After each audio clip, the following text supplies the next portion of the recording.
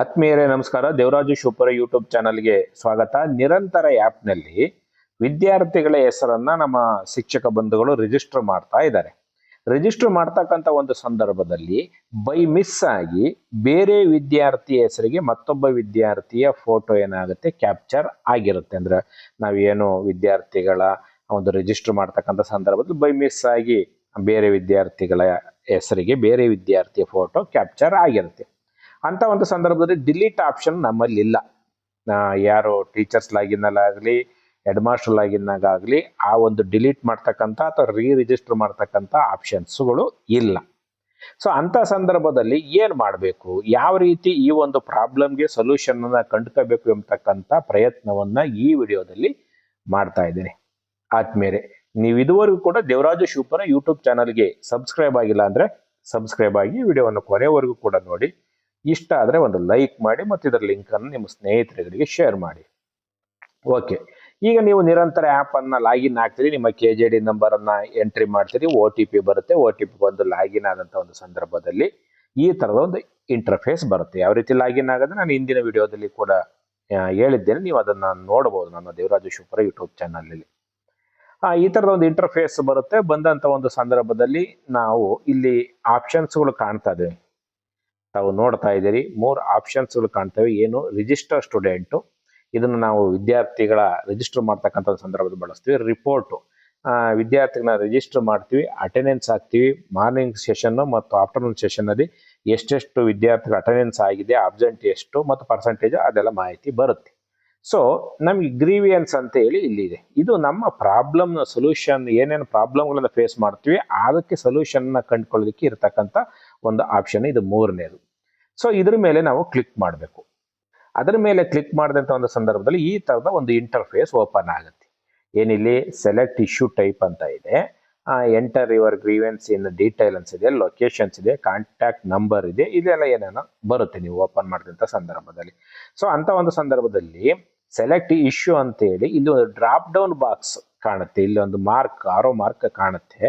ಆ arrow mark ಮೇಲೆ ನೀವು ಕ್ಲಿಕ್ ಮಾಡಬೇಕು. ಈ ಡ್ರಾಪ್ ಡೌನ್ ಬಾಕ್ಸ್ ಅನ್ನ ಕ್ಲಿಕ್ ಮಾಡಬೇಕು. ಕ್ಲಿಕ್ ಮಾಡಿದಂಥ ಸಂದರ್ಭದಲ್ಲಿ ಈ ಥರದ ಪಾಯಿಂಟ್ಸ್ಗಳು ಓಪನ್ ಆಗ್ತವೆ. Technical issue, attendance issue, registration issue, data issue, other.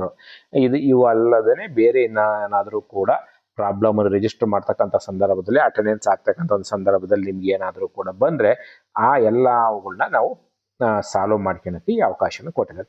ಈಗ ಮೊದಲಿಗೆ ನಾನು ಏನನ್ನ ಹೇಳ್ತೀನಿ, ಫೋಟೋ ಕ್ಯಾಪ್ಚರ್ದು ಬೇರೆ ವಿದ್ಯಾರ್ಥಿಗೆ ಮತ್ತೊಬ್ಬ ವಿದ್ಯಾರ್ಥಿ ಫೋಟೋ ಕ್ಯಾಪ್ಚರ್ ಮಾಡಿದಂಥ ಸಂದರ್ಭದಲ್ಲಿ ನಾವು ರಿಜಿಸ್ಟ್ರೇಷನ್ ಇಶ್ಯೂ ಅನ್ನೋದ್ರ ಮೇಲೆ ಕ್ಲಿಕ್ ಮಾಡ್ತೀವಿ. ರಿಜಿಸ್ಟ್ರೇಷನ್ ಇಶ್ಯೂ ಅನ್ನೋ ಕ್ಲಿಕ್ ಮಾಡ್ತೀವಿ. ಇನ್ನು ಕೆಲವೊಂದಷ್ಟು ಜನ ಶಿಕ್ಷಕರು ಏನು ಮಾಡ್ತಿದ್ದಾರೆ, ಕ್ಲಿಕ್ ಮಾಡಿದಂಥ ಒಂದು ಸಂದರ್ಭದಲ್ಲಿ ಲಾಸ್ಟ್ ಇಯರ್ ಸ್ಟೂಡೆಂಟ್ಸ್ನ ನೇಮ್ ಬರ್ತಾ ಇದೆ ಸರ್, ಏನು ಮಾಡೋದು ಅಂತೇಳಿ ಕಾಮೆಂಟ್ ಸೆಕ್ಷನಲ್ಲಿ ತಿಳಿಸಿರ್ತೀರಿ. ಅಂಥ ಒಂದು ಸಂದರ್ಭದಲ್ಲಿ ಡಾಟಾ ಇಶ್ಯೂ ಅಂತೇಳಿ ನೀವು ಕ್ಲಿಕ್ ಮಾಡಿ ಈ ಒಂದು ಇಶ್ಯೂ ಡಿಸ್ಕ್ರಿಪ್ಷನ್ನಲ್ಲಿ ನೀವು ಏನು ಇದು ಮಾಡ್ತಾ ಇದ್ದೀರಿ, ಯಾವ ತರಗತಿದು ಯಾವ ಇಯರ್ನ ಮಕ್ಕಳು ಬರ್ತಾ ಇದ್ದೇವೆ ಅಂತಕ್ಕಂಥದ್ದನ್ನು ಕೂಡ ನಾವು ಬರಲಿಕ್ಕೆ ಅವಕಾಶ ಇರುತ್ತೆ. ಅಟೆಂಡೆನ್ಸ್ ಇಶ್ಯೂ ಅಥವಾ ಟೆಕ್ನಿಕಲ್ ಇಶ್ಯೂ, ರಿಜಿಸ್ಟರ್ ಮಾಡ್ತಕ್ಕಂಥ ಸಂದರ್ಭದಲ್ಲಿ ಕೆಲವು ಸಂದರ್ಭದಲ್ಲಿ ಫೋಟೋ ಕ್ಯಾಪ್ಚರೇ ಆಗ್ತಾ ಇಲ್ಲ. ಇಂಥ ಸಂದರ್ಭದಲ್ಲಿ ಅವುಗಳು ಏನಾದರೂ ಇದ್ರೆ, ಆ ಥರದ ಸಮಸ್ಯೆಗಳನ್ನ ಏನಾದರೂ ಇದ್ರೆ ನೀವು ಅದನ್ನು ಸ್ಕ್ರೀನ್ಶಾಟ್ ತೆಗೆದುಕೊಳ್ಬೇಕಾಗತ್ತೆ. ರಿಜಿಸ್ಟರ್ ಮಾಡ್ತಕ್ಕಂಥ ಸಂದರ್ಭದಲ್ಲಿ ಬೇರೆ ಇನ್ಯಾವುದೇ ಟೆಕ್ನಿಕಲ್ ಇಶ್ಯೂಸ್ಗಳು ಬಂದಾಗ ಅದನ್ನ ಸ್ಕ್ರೀನ್ಶಾಟ್ ತೆಗೆದುಕೊಂಡು ಅದನ್ನು ಅಪ್ಲೋಡ್ ಮಾಡಿದ್ರು ಕೂಡ ನಿಮ್ಮ ಸಮಸ್ಯೆಗೆ ಪರಿಹಾರವನ್ನ ಖಂಡಿತ ಸಿಗುತ್ತೆ. ಈಗ ನಾನು ಫೋಟೋ ಕ್ಯಾಪ್ಚರ್ಗೆ ಸಂಬಂಧಪಟ್ಟಂತೆ ರಿಜಿಸ್ಟ್ರೇಷನ್ ಇಶ್ಯೂ ಅನ್ನೋದ್ರ ಮೇಲೆ ನಾನು ಕ್ಲಿಕ್ ಮಾಡ್ತೀನಿ. ರಿಜಿಸ್ಟ್ರೇಷನ್ ಇಶ್ಯೂ ಅನ್ನೋದ್ರ ಮೇಲೆ ಕ್ಲಿಕ್ ಮಾಡಿದಂಥ ಸಂದರ್ಭದಲ್ಲಿ ಈ ರೀತಿಯಲ್ಲಿ ಬರುತ್ತೆ. ಇಲ್ಲಿ ಇಶ್ಯೂ ಡಿಸ್ಕ್ರಿಪ್ಷನ್, ನಾವೇನು ಪ್ರಾಬ್ಲಮ್ನ ಫೇಸ್ ಮಾಡ್ತೀವಿ ಅದನ್ನ ನಾವು ಇಲ್ಲಿ ಬರಿಬೇಕಾಗತ್ತೆ. ಮೇಜರ್ ಆಗಿ ನಾವೇನು ಪ್ರಾಬ್ಲಮ್ನ ಫೇಸ್ ಮಾಡ್ತಾ ಇದೀವಪ್ಪ ಅಂತ ಅಂದ್ರೆ, ಅದರ್ ಸ್ಟೂಡೆಂಟ್ ಫೋಟೋ ಕ್ಯಾಪ್ಚರ್ಡ್ ಅಂದ್ರೆ ಬೇರೆ ವಿದ್ಯಾರ್ಥಿ ಫೋಟೋನ ಕ್ಯಾಪ್ಚರ್ ಮಾಡಿದ್ದೀನಿ ಅಂತ ನನ್ನ ಇಶ್ಯೂ. ಯಾರ್ದು STS ನಂಬರನ್ನು ಹಾಕ್ಬೇಕು. ಯಾವ ವಿದ್ಯಾರ್ಥಿಯ ಹೆಸರಿಗೆ ಬೇರೆ ಯಾವುದೋ ವಿದ್ಯಾರ್ಥಿನ ಕ್ಯಾಪ್ಚರ್ ಮಾಡಿರ್ತೀವಿ, ಅದು ಯಾವ ವಿದ್ಯಾರ್ಥಿ ನಮಗೆ ಬೇಡ. ಆದ್ರೆ ಯಾವ ವಿದ್ಯಾರ್ಥಿ ತಪ್ಪಾಗಿರೋದು ಆ ವಿದ್ಯಾರ್ಥಿದ STS ನಂಬರನ್ನು ಎಂಟ್ರಿ ಮಾಡಿ. ನೀವು ಯಾವ ವಿದ್ಯಾರ್ಥಿಯ ಫೋಟೋವನ್ನ ಅಪ್ಲೋಡ್ ಮಾಡಿರ್ತಿರಲ್ಲ ಅದು ಬೇಡ. ಯಾವ ವಿದ್ಯಾರ್ಥಿಗೆ, ಯಾರೋ ರಮೇಶ ಅಂತ ಇರುತ್ತೆ, ರಮೇಶನ ಹೆಸರು ಮುಂದೆ ಬೇರೆ ವಿದ್ಯಾರ್ಥಿ ಫೋಟೋವನ್ನ ನಾವು ಅಪ್ಲೋಡ್ ಮಾಡಿರ್ತೀವಿ. ಅವಾಗ ರಮೇಶನ STS ನಂಬರನ್ನ ಇಲ್ಲಿ ಹಾಕಿ. ರಮೇಶನ STS ನಂಬರನ್ನು ಹಾಕಿಬಿಟ್ಟು ಇಲ್ಲಿ ಲೊಕೇಶನ್, ನಿಮ್ಮ ಶಾಲೆ ಹೆಸರನ್ನ ಹಾಕಿ, ಇಲ್ಲಿ ಕಾಂಟ್ಯಾಕ್ಟ್ ನಂಬರನ್ನು ಯಾರನ್ನಾರು ಹಾಕಿ, ಹೆಡ್ ಮಾಸ್ಟರ್ನಾರು ಹಾಕಿ, ಮತ್ತೊಬ್ಬರನ್ನ ಹಾಕಿ ನೀವು ಸಬ್ಮಿಟ್ ಅನ್ನ ಕೊಡಬೇಕು.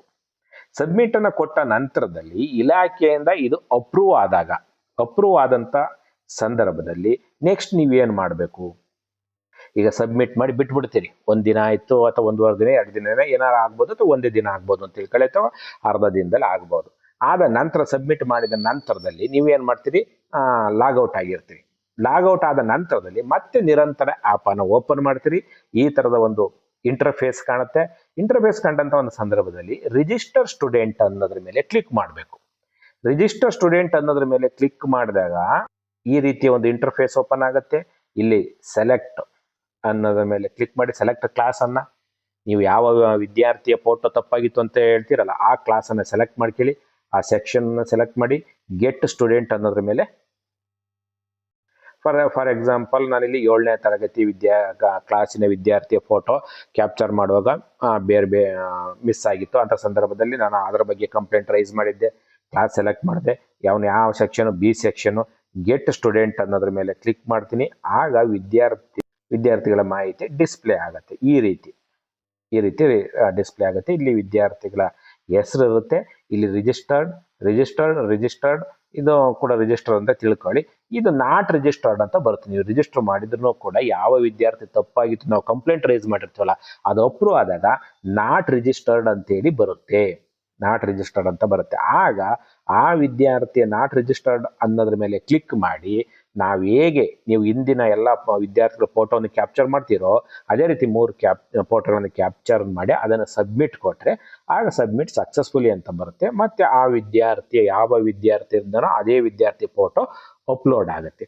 ಈ ರೀತಿ ಯಾವುದೇ ಇದು ಫೋಟೋ ಕ್ಯಾಪ್ಚರ್ಗೆ ಸಂಬಂಧಪಟ್ಟದ್ದು ಅಷ್ಟೇ ಅಲ್ಲ, ಕೆಲವೊಂದು ಬೇರೆ ಇಯರಿನ ಮಕ್ಕಳು ಡಾಟಾ ಬರ್ತಾ ಇದೆ, ಕೆಲವರು ಸೆಲೆಕ್ಟ್ ಆಗ್ತಾ ಇಲ್ಲ, ಯಾವುದೋ ಸೆಕ್ಷನ್ ಸೆಲೆಕ್ಟ್ ಆಗ್ತಾ ಇಲ್ಲ, ತರಗತಿ ಸೆಲೆಕ್ಟ್ ಆಗ್ತಾ ಇಲ್ಲ, ಅಥವಾ ಕೆಲವೊಂದು ಹೊಸದಾಗಿ ಬಂದಿರತಕ್ಕಂಥ ವಿದ್ಯಾರ್ಥಿಗಳನ್ನ ಏನು ಇನ್ನು ಮಾಡ್ಕೊಂಡಿರ್ತೀವಿ ಆ ವಿದ್ಯಾರ್ಥಿಗಳ ಹೆಸರನ್ನ ಇಲ್ಲಿ ತೋರಿಸ್ತಾ ಇಲ್ಲ. ಈ ಎಲ್ಲ ಇಶ್ಯೂಗಳನ್ನು ಕೂಡ ನೀವು ಡಿಸ್ಕ್ರಿಪ್ಷನ್ ಬಾಕ್ಸ್ನಲ್ಲಿ ಟೈಪ್ ಮಾಡಿ ಸಬ್ಮಿಟ್ ಕೊಟ್ಟರೆ ಖಂಡಿತ ಈ ಒಂದು ಪ್ರಾಬ್ಲಮ್ಗಳಿಗೆ ಸೊಲ್ಯೂಷನ್ ಸಿಗುತ್ತೆ ಅಂತ ಹೇಳುತ್ತಾ, ಆದ್ಮೇಲೆ ನೀವು ಇದುವರೆಗೂ ಕೂಡ ದೇವರಾಜು ಶಿವಪುರ ಯೂಟ್ಯೂಬ್ ಚಾನಲ್ಗೆ ಸಬ್ಸ್ಕ್ರೈಬ್ ಆಗಿಲ್ಲ ಅಂದರೆ ಸಬ್ಸ್ಕ್ರೈಬ್ ಆಗಿ, ವಿಡಿಯೋ ಇಷ್ಟ ಆದರೆ ಲೈಕ್ ಮಾಡಿ. ಧನ್ಯವಾದಗಳು.